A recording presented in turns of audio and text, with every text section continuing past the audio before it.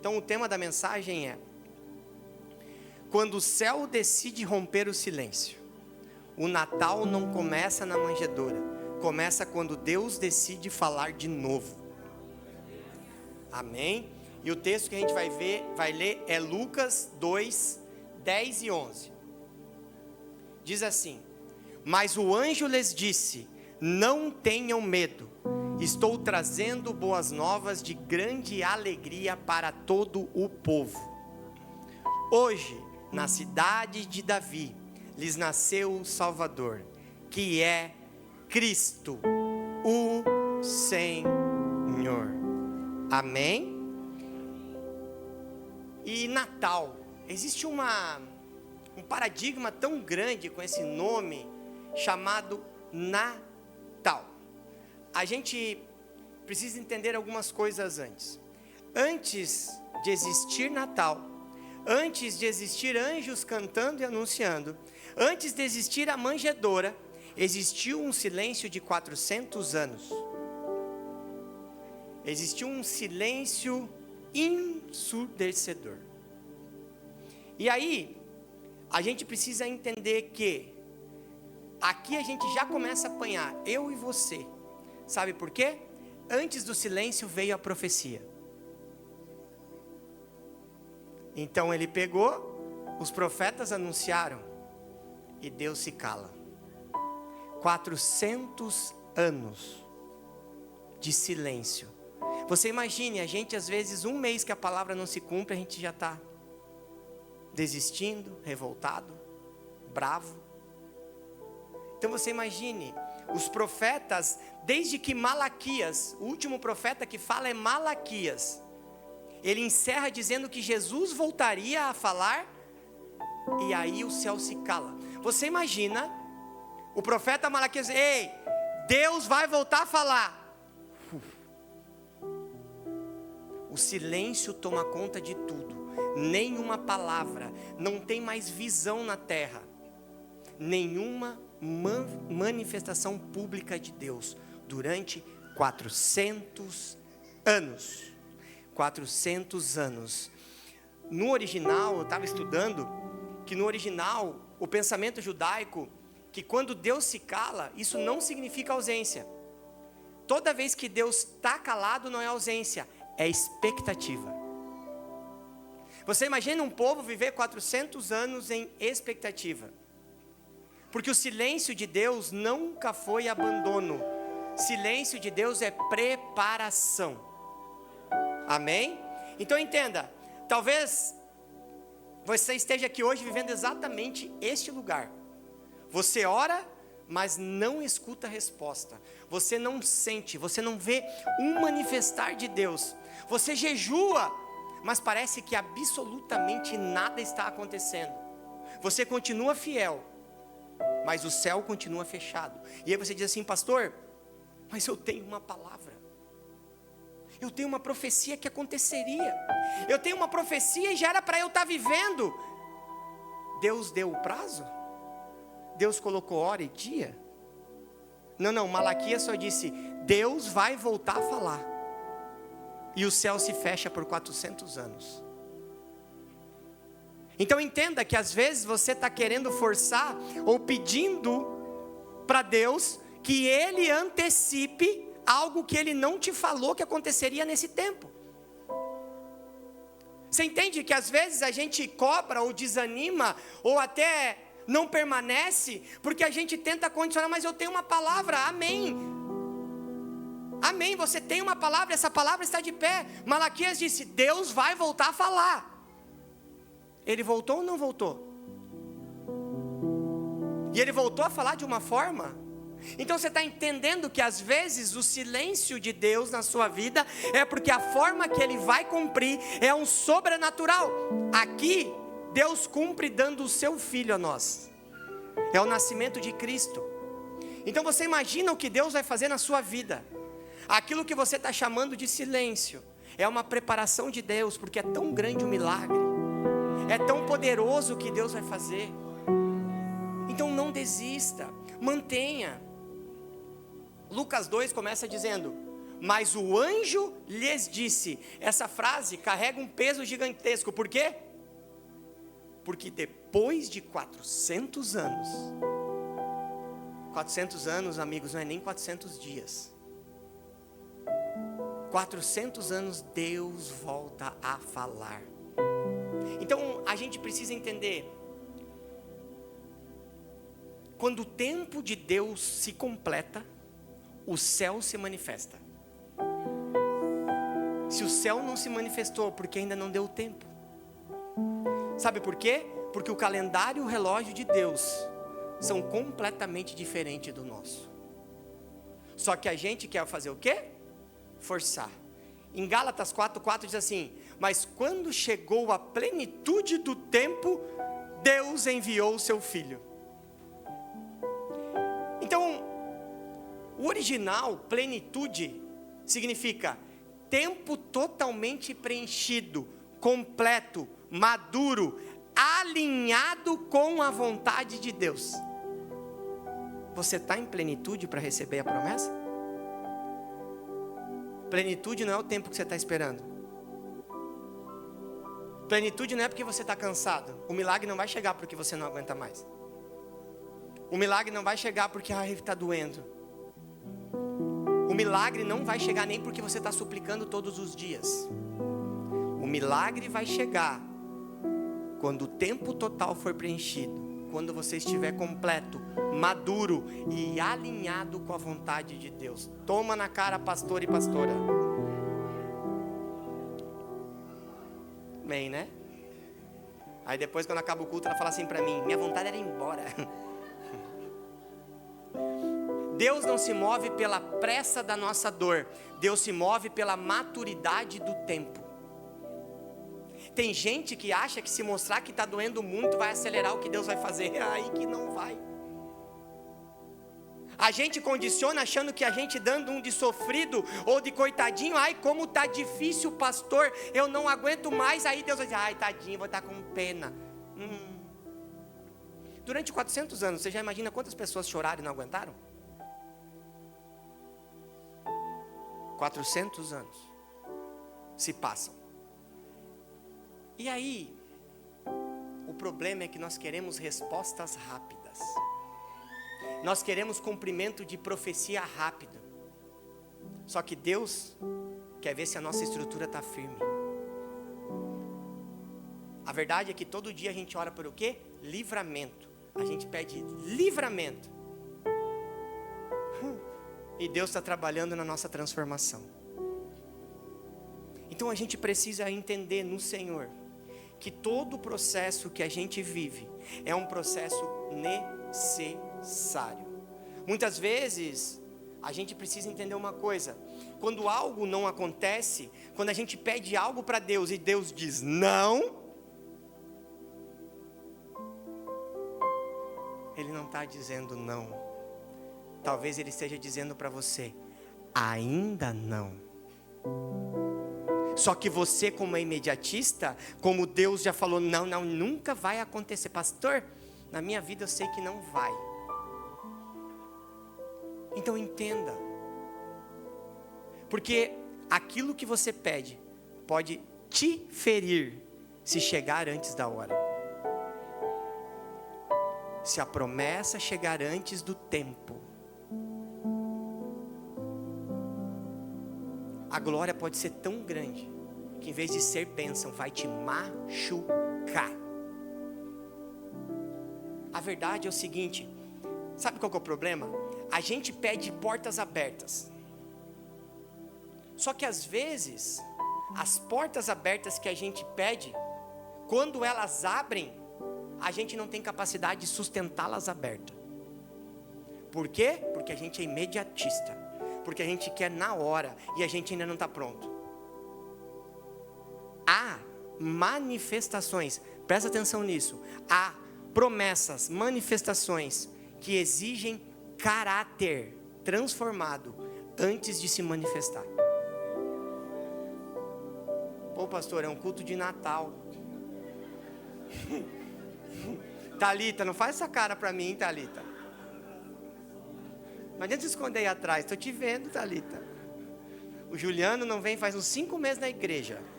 Aí quando vem, tá me olhando com essa cara, julga. Não me julga, Juliano.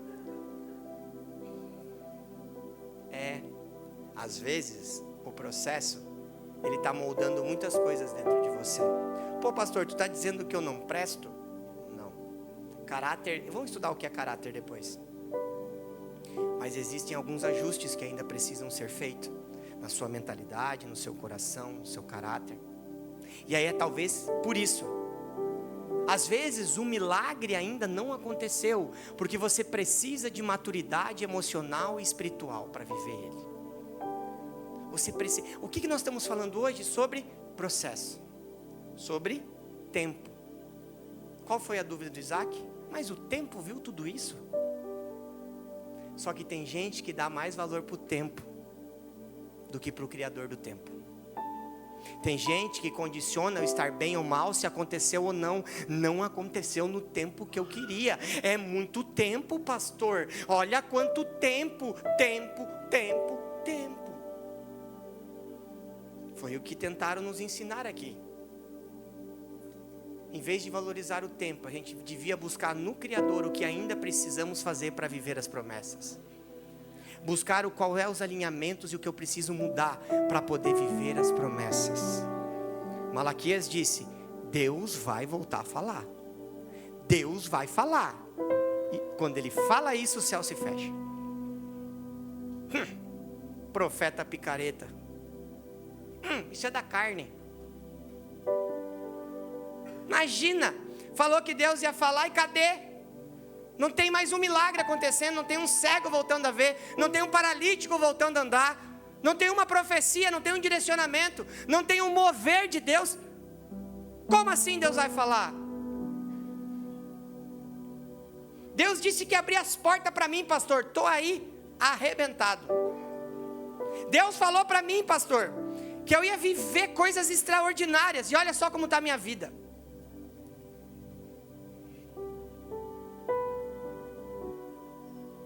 Talvez você se está pegando ao tempo. E é exatamente isso que Deus está tentando tratar em você. Talvez é exatamente essa parte interna que ainda precisa ser alinhada. Se Deus ainda não respondeu, talvez Ele esteja te preparando para não perder aquilo que você pediu. Talvez você tenha pedido algo e orado ao Senhor. E todo esse processo, e todo esse alinhamento, essa luta, essa dor, essa transformação, essas perdas, elas são exatamente para que você tenha a capacidade de viver em plenitude aquilo que você mesmo está pedindo. Talvez Ele não te deu ainda porque Ele sabe que você não está pronto para receber. E aqui é muito engraçado, a gente espera o mover de Deus, a gente espera as coisas de Deus como algo extraordinário, fogos, e coisas grandes, e coisas uau! E às vezes, Deus escolhe exatamente a simplicidade para revelar a sua glória. Em Lucas 2,7 diz: e deu à luz a seu filho primogênito.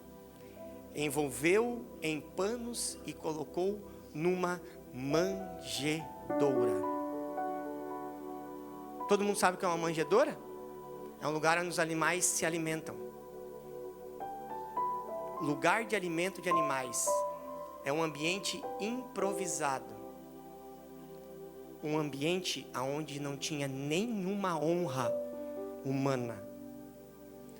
Então, entenda. Jesus não nasceu onde tudo era lindo. Jesus não nasceu onde tudo estava organizado. Ele nasceu aonde tinha espaço. Ele nasceu no único lugar que tinha espaço para que ele nascesse. Quem conhece a história sabe. Seus pais, José e Maria, procuraram hotelarias, lugares, casas, só que o único lugar que eles encontraram foi uma manjedoura. O único lugar que recebeu Jesus foi uma manjedoura. Um lugar simples, a Bíblia diz que distante. Você está entendendo que às vezes A gente acha que o mover de Deus vai acontecer no lindo, no maravilhoso, no gigantesco, com fogos, E às vezes o mover dele é no silêncio, no simples, no retirado, no secreto. Talvez não vai acontecer o show que você está esperando. Talvez não vai aparecer nas telas do mundo afora. Vai ser lá numa manjedoura, num lugar que talvez só você e Deus vão estar. Talvez o dia que o milagre chegar vai estar só você e Ele. O dia que você chegar não vai ser para os outros verem, é para você viver aquilo que Ele prometeu. Então entenda, muitos de nós queremos Jesus, muitos de nós queremos os milagres, só que a gente insiste em manter o controle. A gente não quer abrir mão do controle. Querem um Salvador, mas não querem o senhorio. Não querem permitir que verdadeiramente Ele controle as suas ações, os seus pensamentos. Querem milagre, querem promessas, mas não querem entrega. Ah, pastor, isso aqui é complicado, pastor, isso aqui eu preciso de planejamento para abrir mão. Não é assim, pastor, não é do dia para a noite. A gente tenta negociar com Deus. Quando é da nossa parte que tem que abrir mão, a gente tem que ter planejamento. Quando a gente quer cobrar Deus do milagre, é na hora. Para Ele é na hora, para nós é tempo. Calma, não é assim, pastor. Olha só, não, é muito tempo, é muitos anos. Sempre foi assim, não é do dia para a noite. Aí Deus fala hoje, tu já tá. Deus falou aqui no culto contigo, tu já chega em noite de joelho. Ô Senhor, ei, tu falou comigo, hein? Amanhã, hein? Opa! Agora, quando nós precisamos abrir mão de algo, mudar de ambiente, mudar de amizades, fechar portas. Calma, pastor, para quê? Esse bicho agoniado, esse pastor? Quer tudo para ontem?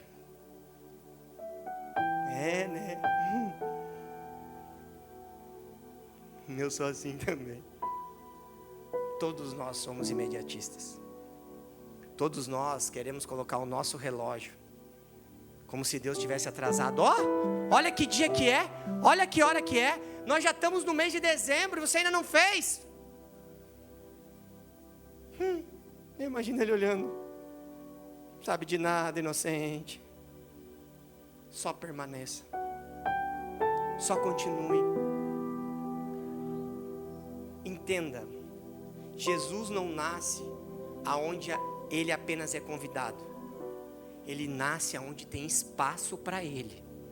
Tem gente que está com o coração e com a vida tão cheia que não tem mais espaço para Jesus. Tem gente, o texto diz, né? E bateu a porta. Só que você não consegue nem abrir a porta de tanto entulho que tem aí dentro. Talvez hoje é o dia que é um dia de limpeza. Um dia de abrir espaço na manjedoura do seu coração para voltar a receber a presença. Para Jesus poder voltar a falar. Talvez os 400 anos para você, alguns dias, semanas, meses ou anos, seja só porque tem muito entulho. Aí ele não consegue entrar. É muita mágoa, é muita memória, é muita raiva. É muita pessoa que você não gosta. É muita pessoa que te fez mal. É muito trauma. É muito egoísmo, é muita arrogância. É muita prepotência. É muita coisa para fazer. É muito trabalho. Eu tenho que conquistar, eu tenho que fazer, tenho que correr, tenho que ir, tenho que... Aí ele está lá. E tu tenta abrir a porta, mas tem tanta coisa na frente que não consegue nem abrir. E aí você diz que é ele que está em silêncio. Se ele está tentando abrir a porta para entrar e falar, você não deixa. Não tem espaço para ele. Ai, pastor, mas isso aqui, meu Deus, a minha história, se você souber da minha vida, esse é o nosso Deus. Ele entra em histórias quebradas. Deus se move, sabe aonde? Em famílias imperfeitas. Ai, hoje nós estávamos até da manhã. Ai, pastor, eu não estou pronto para me batizar. E desde quando que é sobre estar pronto? Jesus não espera os perfeitos. Não espera você chegar transformado. É exatamente Ele chegando que Ele vai te transformar. E sabe qual que é o problema? A gente sempre condiciona como desculpa e muleta. Ai, pastor, eu não estou num bom momento. Nossa, pastor. Ai, está tão corrido. Está tão difícil, pastor. Nossa, mas ano que vem eu vou me organizar, tá? Acho tão bonitinho. Ai, ai, ai. Ano que vem. Teu irmão apanhando naquela fileira lá, estou só olhando. O Juliano vai deixar a esposa roxa de tanta cotovelada ali. Brincadeiras à parte. Mas é verdade. A gente precisa dar espaço para Ele. Nós precisamos parar de inventar. Dizer, nossa, pastor, mas sabe o que é, pastor? Eu estou tão cansado esse final de ano, pastor. Nossa, não tem como esse ano. Mas olha, pastor, eu estou me organizando e ano que vem, ano que vem, sabe o que vai acontecer ano que vem, bonitão e bonitona? Vai chegar em dezembro, no culto de Natal, e tu vai estar do mesmo jeito ou pior. Nossa, pastor, está rogando praga. Nossa, fui lá, o pessoal que está visitando hoje, eu sou legal, é só às vezes. Aí o povo sai daqui e fala, nossa, tem um pastor lá que está rogando praga nos irmãos. E eu não estou nem sendo profeta. É só olhar. Você quer viver o novo, mas quer manter fazendo as coisas antigas. Você quer ter um resultado diferente fazendo as mesmas coisas.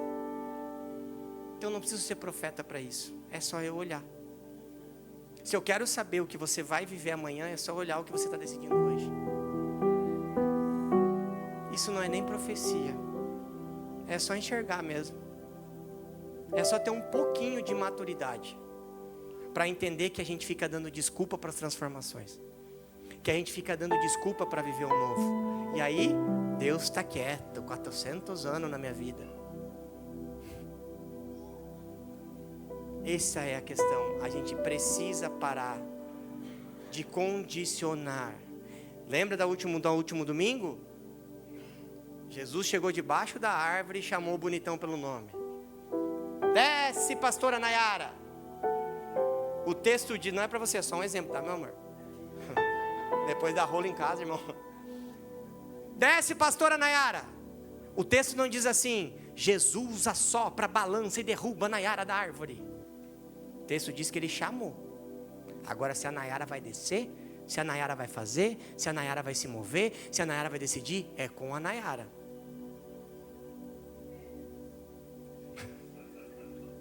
Então você está entendendo? Talvez Deus está mais uma vez falando debaixo da árvore da sua vida hoje. Ô, bonitão, passei de novo aqui, deu sorte. Desce. Eu quero ficar na sua casa hoje. Daí tu vai olhar para Jesus, tu tem duas oportunidades. Ou tu diz que a tua casa está cheia e não dá para ele ficar. Ou você desce correndo e abre a porta de volta da sua vida para Jesus entrar. Sabe qual que é o problema? Eu vejo tanta gente discutindo sobre o Natal. Eu acho tão bonitinho. Tanto teólogo. Ai, não foi em dezembro. Nossa, não foi no Natal que Jesus nasceu. Se tu encontrar uma pessoa no mundo que saiba o dia que Jesus nasceu, assiste um coach evangélico, assiste uma aula de teologia, vê lá no Google, já acha que sabe o dia que Jesus nasceu. O que muda o dia que ele nasceu? O importante é que ele nasceu. Se ele nasceu tem estudos que dizem que foi entre abril. Por quê? Ai, pastor, porque os pastores naquela época estavam no campo, e pelo tempo que falam, eu acho que é entre abril e maio. Não, mas daí tem outros estudos que dizem, pastor, que pela época, pela temperatura, foi mais ou menos em setembro, outubro. Então, para vocês que estão tentando adivinhar, ninguém sabe o dia certo. A Bíblia não diz o dia certo. O Natal, deixa eu contar para vocês, não é uma heresia. O Natal foi só algo criado para a gente comemorar o nascimento dele, gente. A gente tem que parar com essa religiosidade boba que não muda nada. Não é sobre dia, não é sobre Natal, não é sobre o Papai Noel. É sobre que ele nasceu. Ele foi dado, ele não foi emprestado. Deus deu ele para nós. E eu vou ficar discutindo, querendo dar um de teólogo, querendo ensinar os outros. Não, você sabia que na Bíblia... Vai se converter, abençoado. Falei, a irmã permitiu ali. Ó, me induziu, gente. Não fica bravo comigo. Ela que me induziu. Eu ia ficar quieto. Não, mas é que isso me deixa irritado. Sabe por quê? Porque as pessoas pegam coisas isoladas para parecer que são conhecedores. Não é sobre conhecimento, é sobre aplicabilidade. Como que está a tua vida? O que você vive? É isso que importa. Não é sobre o quanto de teologia, se Jesus nasceu hoje, se Jesus nunca foi carpinteiro, se não foi a baleia que engoliu, se não tem praia em Nínive. Você quer que eu fale um monte de coisa que não é? O que isso muda? O que isso muda? Sabe o que muda? Muda que ele nasceu e eu e você podemos ser salvos. A gente tem que parar de ser essas igrejas que quer ficar sendo perfeita na teologia. Nossa, lá é um teólogo que prega, vai se converter, vai ver a vida como é que é lá fora. Eu não sou o maior teólogo do mundo, irmão, mas eu vivo o que eu prego. Não sou mesmo. Não sou o maior conhecedor, não sou o maior leitor, já leu a Bíblia 157 mil vezes. Sou pastor há não sei quanto tempo, acho tão bonitinho isso, né? Eu sou só, faz um ano, né? 10, não, pastor eu sou um ano, baita experiência.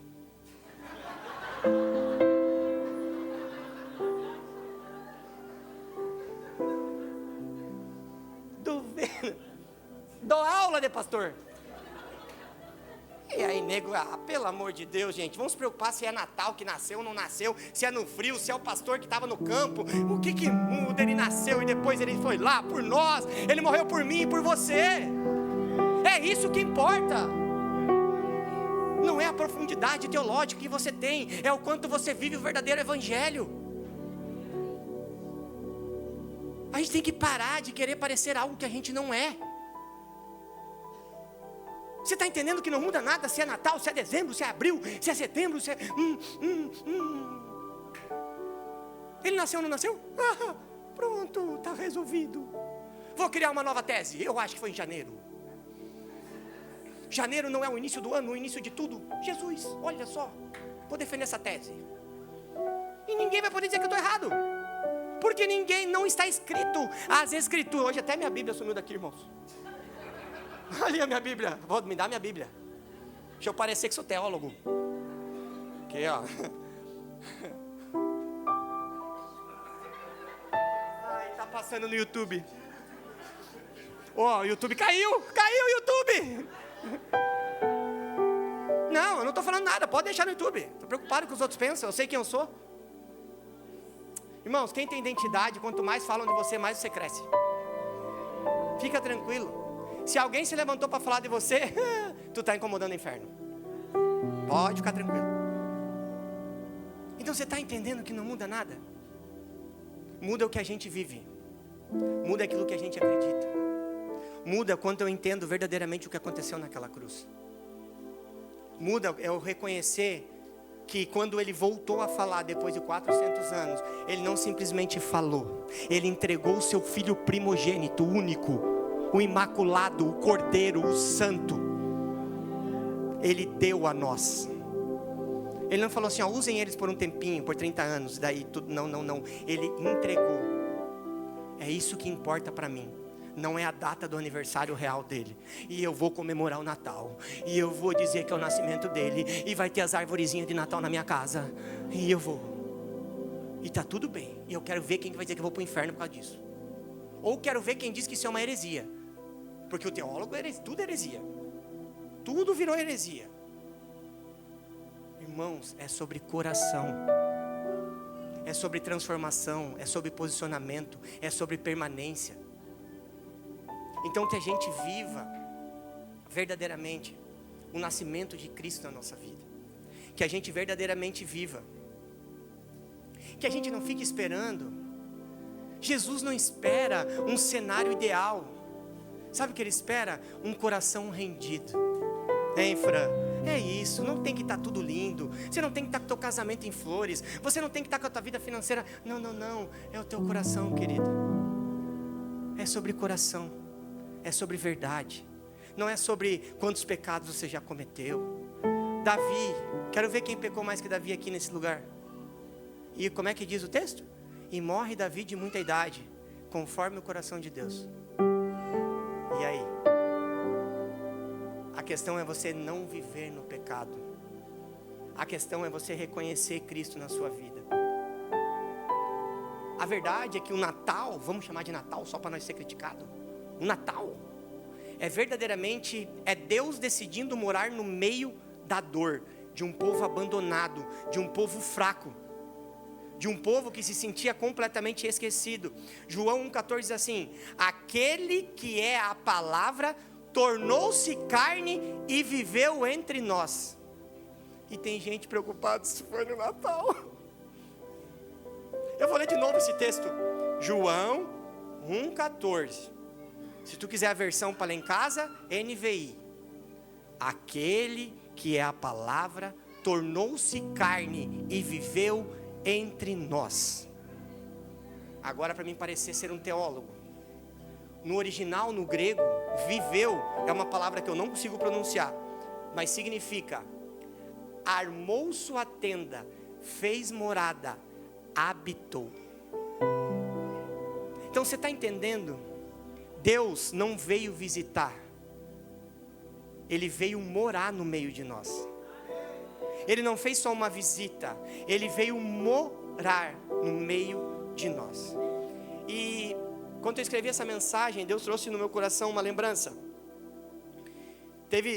A grande maioria já sabe, teve um período recente na nossa vida, em que verdadeiramente parecia esses 400 anos do Senhor.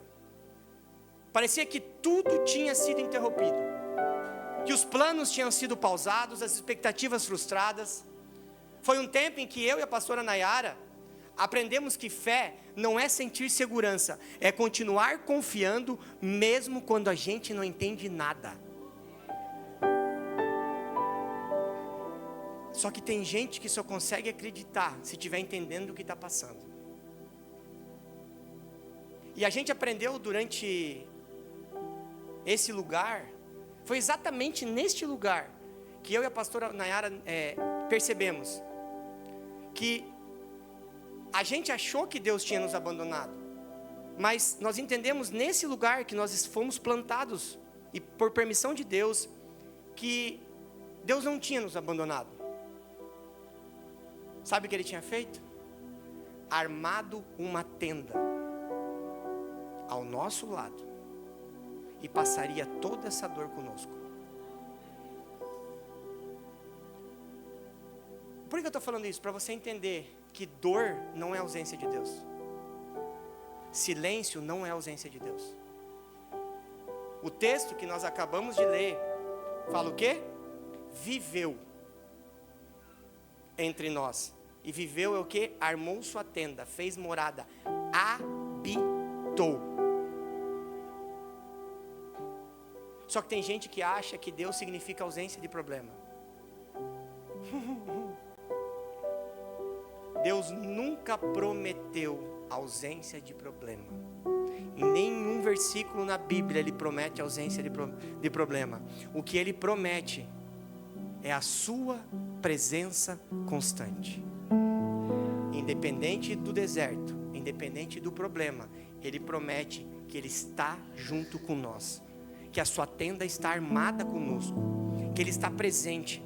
Então, o Natal não prova que a dor acabou, mas o Natal prova e mostra que Deus decidiu entrar no meio da dor. Porque são 400 anos de dor, 400 anos de silêncio, de ausência. E aí o texto diz que foi anunciado pelos anjos, que a promessa está cumprida. Aquilo que Malaquias tinha falado se cumpre. ele volta a falar, só que ele não simplesmente voltou a profetizar, ele veio e entregou o seu filho, ele nos deu o seu filho, ele agiu de uma forma completamente diferente. O céu se abre para quem permanece acordado na noite. Como assim, pastor? Lucas 2, 8 e 9 fala assim: havia pastores que estavam nos campos, aí que começou a confusão dos teólogos, tomando conta de seus rebanhos durante a noite. Agora eu vou para a cultura da época para você entender. Pastores naquela época eram desprezados, era zero reconhecimento. Eles tinham um fuso horário diferente. Enquanto todo mundo dormia, enquanto todo mundo descansava, os pastores trabalhavam. Não mudou muito, né, pastora? Acabei de mim. Pastor nenhum era convidado para evento importante.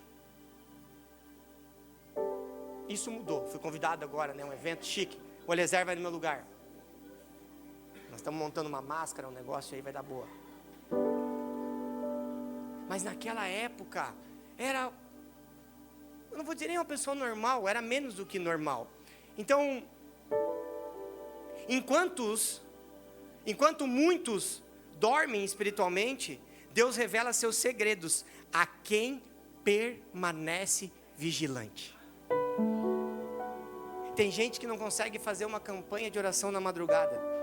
Tem gente que fala assim: pastor, eu não presto de noite, eu não consigo. Pastor, o quê? Vocês ficam acordados até meia-noite para orar? Vocês são doidos, eu não consigo nunca.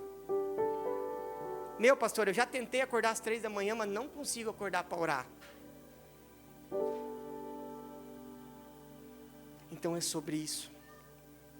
Se você quer começar a viver coisas que você nunca viveu, comece a fazer coisas que você nunca fez. É difícil você acordar para acordar às 3 da manhã para orar? Pois acorde. Levante. Sacode a poeira. E vai para a presença. Nem que você ore 1 segundo na primeira vez, 5 segundos na segunda, 30 na terceira, mas você precisa começar a fazer diferente para viver o que você nunca viveu. Senão você vai continuar vivendo as mesmas coisas. Você vai viver de milagre dos outros. A sua fé vai estar baseada no que os outros estão vivendo, no que os outros receberam, no que os outros Deus falou. Sendo que Deus quer falar contigo. Às vezes Ele está te chamando para um tete a tete, para um secreto, você e Ele. Ai, mas eu não consigo acordar para essa conversa. Ah, Deus só fala de madrugada? Não. O povo vai sair dizendo: o pastor disse que é só de madrugada. Ah, também fala o que quiser, tá tudo bem. Mas eu dou uma dica: acorda de madrugada e fala com Ele. Pastor, eu não sei o que acontece, eu estou com insônia. É, meu filho, o que está acontecendo? Nossa, do nada, todo dia eu acordo 2h30, 3h30 da manhã e não consigo dormir.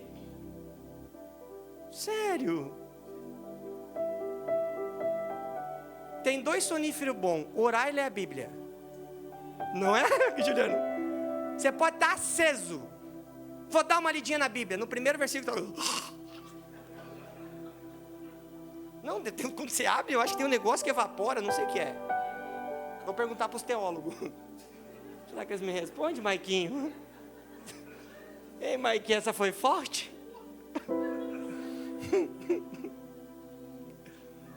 Mas é sério. A Bíblia fala que a gente deve ficar atento aos sinais. Então eu convido vocês a fazer esse teste. Se der errado, tu fala que eu sou louco. Agora, se der certo, você vem pelo menos dizer: ô pastor, olha um chocolate.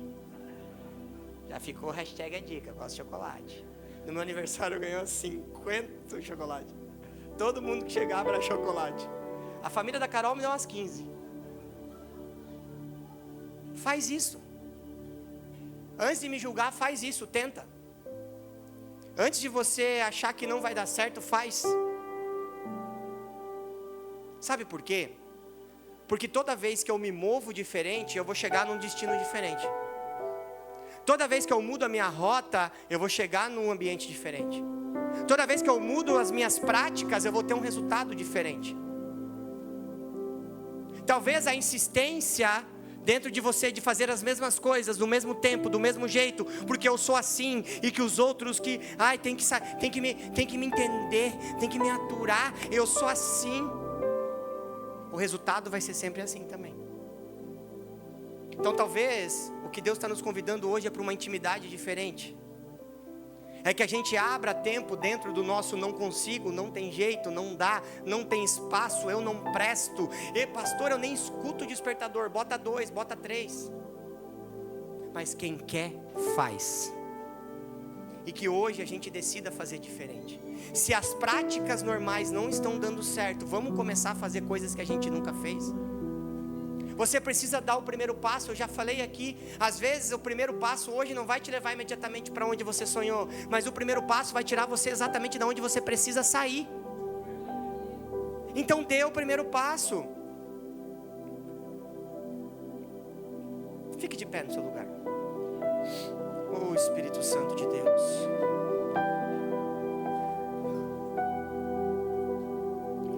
O Natal não é sobre o nascimento de Jesus no passado. É sobre o nascimento de Jesus hoje, dentro de nós, naquilo que nós cremos, naquilo que nós acreditamos. Oh Espírito Santo, Senhor. Feche os seus olhos. Feche seus olhos e eu quero que você responda para você mesmo. O que ainda na sua vida está fechado? Qual área da sua vida ainda Jesus não governa? Quais são as áreas que ainda estão resistindo o governo do Senhor? E a pergunta mais importante que você precisa sair daqui respondendo hoje é: Jesus tem espaço na sua vida? Ele está tendo espaço? Ele está tendo tempo com você? É sobre isso. Você precisa sair com essa resposta muito clara no seu coração. Não é se Jesus nasceu no Natal ou não nasceu, se Jesus nasceu em abril, maio, ou nasceu em setembro ou junho, ou se nasceu em dezembro. É sobre Ele ter espaço de volta na sua vida. É sobre você limpar toda essa cacarada que você está guardando dentro do seu coração, para que Ele volte a habitar no seu coração. Isso é importante. Não é data, não é nome que se dá.